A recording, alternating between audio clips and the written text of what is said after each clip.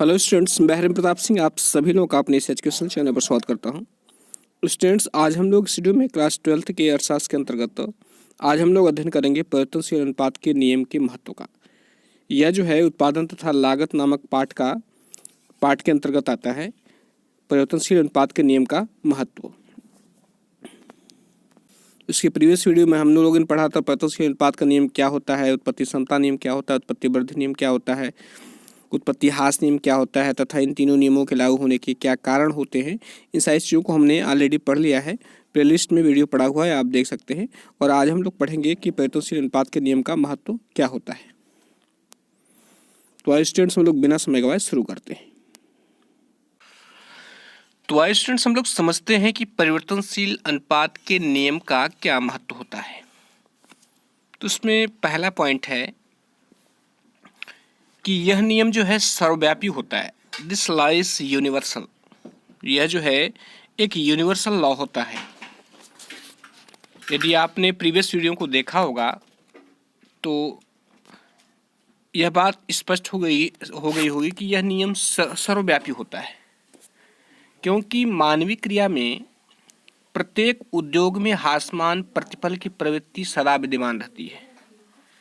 प्रत्येक उद्योग में हासमान प्रतिफल की प्रवृत्ति पाई जाती है।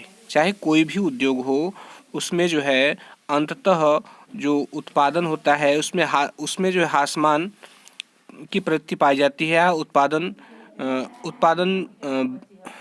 लागत में वृद्धि की प्रवृत्ति पाई जाती है। प्रत्येक उद्योग में जो है तीनों अवस्थाएं घटित होती हैं: उत्पादन वृद्धि नियम, उत्पादन समता नियम और अंततः जो है उत्पादन ह्रास नियम लागू होता है।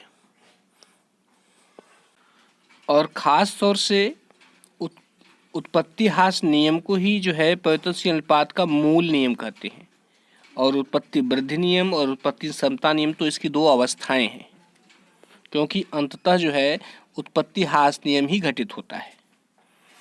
इसलिए कह रहा है कि यह नियम सर्वव्यापी होता है, क्योंकि हर उद्योग में अंततः उत्पत्ति ह्रास नियम को लागू होना ही होना है।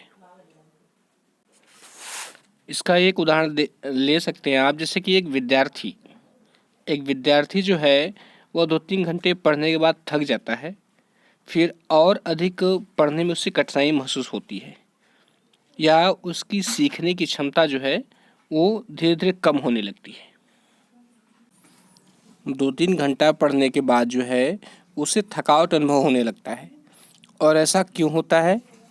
क्योंकि मानसिक शक्ति जो होती है वो सीमांत होती है।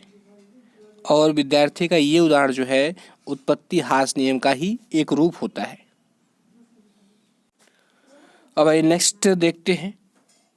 दूसरा है कि माल्थस के जनसंख्या सिद्धांत का आधार। जो परिवर्तनशील अनुपात का नियम है, यह माल्थस के जनसंख्या सिद्धांत का आधार है। माल्थस ने क्या कहा था कि जनसंख्या में वृद्धि जो है, जो खाद्यान्न होते हैं उनके उत्पादन की अपेक्षा तेजी से बढ़ती है। यदि खाद्यान्न जो है 1, 2, 3, 4 की स्थिति में बढ़ता है, तो ये जो जनसंख्या होती है वो मल्टीप्लिकेशन के फॉर्म में बढ़ती है। 2, 4, 8, 16 ऐसे बढ़ती है। इसलिए यह नियम जो है उत्पत्ति ह्रास नियम पर ही आधारित है, क्योंकि कृषि में उत्पत्ति ह्रास नियम लागू होता है।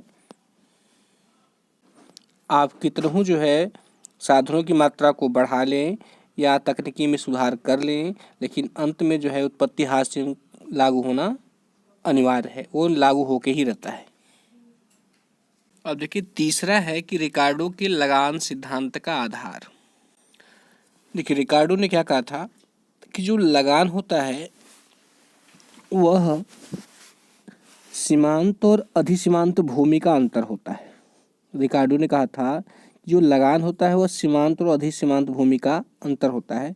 पहले व्यक्ति जो है उच्च कोटि की भूमि पर खेती करता है, और जैसे से भूमि कम होने लगती है, क्योंकि भूमि तो एक सीमित वस्तु है, सीमित चीज़ है, उसे बढ़ाया नहीं जा सकता।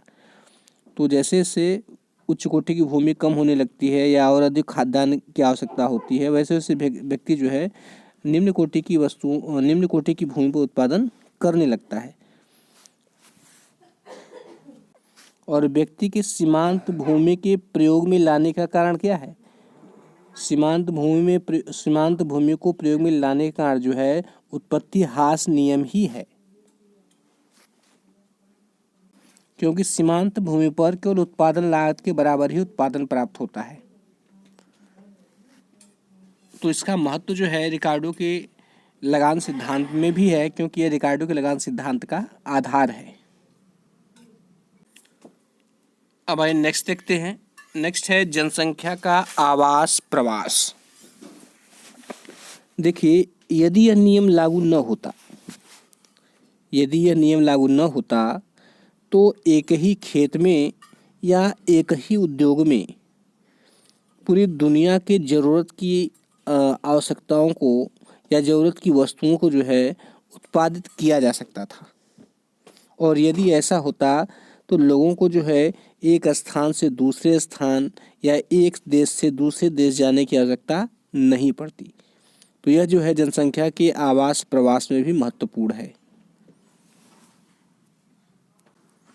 नेक्स्ट है सीमांत उत्पादन सिद्धांत का आधार। सीमांत उत्पादन सिद्धांत को यदि आपने पढ़ा होगा तो उसमें था कि जो मजदूरी दी जाती है वह जो है मजदूर के सीमांत उत्पादन क्षमता के अनुसार दी जाती है,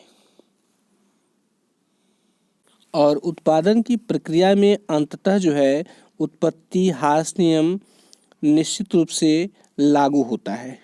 अतः मजदूरी देते समय इन सारी चीज़ों का ध्यान रखना पड़ता है। तो यह नियम जो है सीमांत उत्पादन सिद्धांत का आधार है।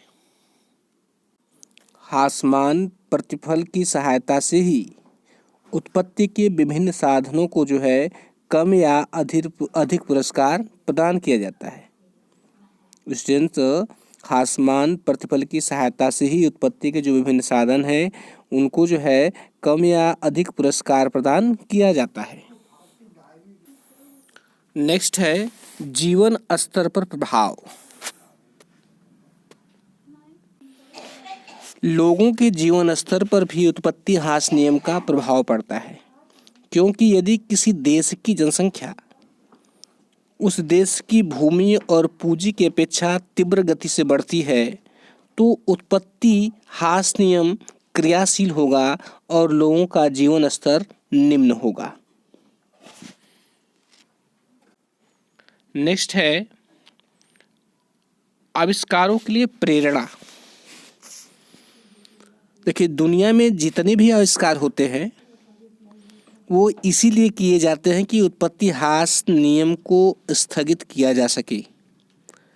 यदि उत्पत्ति ह्रास नियम को कुछ समय के लिए स्थगित किया जा सकता है तो लोगों का लाभ, उद्योगों का या फर्म का लाभ जो है बढ़ जाएगा। उद्यमी को अधिक लाभ प्राप्त होगा, क्योंकि आविष्कार होने से कुछ समय के लिए इसको टाला जा सकता है और उत्पत्ति ह्रास नियम को रोका जा सकता है, जिससे जो है उद्यमी को लाभ होगा।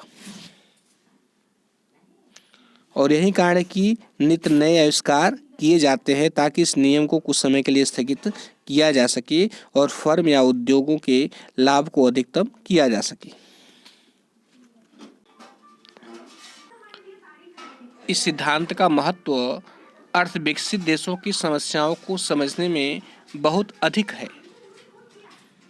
अर्थ विकसित देशों की अधिकांश जनता जो है कृषि पर आधारित रहती है या कृषि में संलग्न रहती है, जिसका तात्पर्य ये हुआ कि कृषि पर जनसंख्या का दबाव अधिक रहता है। इन देशों में जनसंख्या भी तीव्र गति से बढ़ती है, जिसका परिणाम ये होता है कि भूमि पर जनसंख्या का दबाव बढ़ता जाता है, जिससे श्रमिकों की सीमांत उत्पादकता कम हो जाती है। और यदि यह प्रक्रिया चलती रहती है और भूमि पर निर्भर श्रम की मात्रा और बढ़ा दी जाए तो श्रमिकों की सीमांत उत्पादकता जो है शून्य या ऋणात्मक भी हो सकती है। यह अर्धविकसित देशों में अपने गहन रूप से घटते प्रतिफल के नियम की क्रियाशीलता को स्पष्ट करता है। तो स्टूडेंट्स, ये रहा परिवर्तनशील अनुपातों के नियम का महत्व। मैंने सभी पॉइंट्स को अच्छी तरह से समझाने का प्रयास किया है और आशा करता हूँ कि आपको समझ में आया होगा, और यदि अच्छा लगा हो तो लाइक सब्सक्राइब से कर दीजिएगा। Thank you. और स्टूडेंट्स, इसके बाद जो है मैं पैमाने के प्रतिफल के नियम को समझाऊंगा।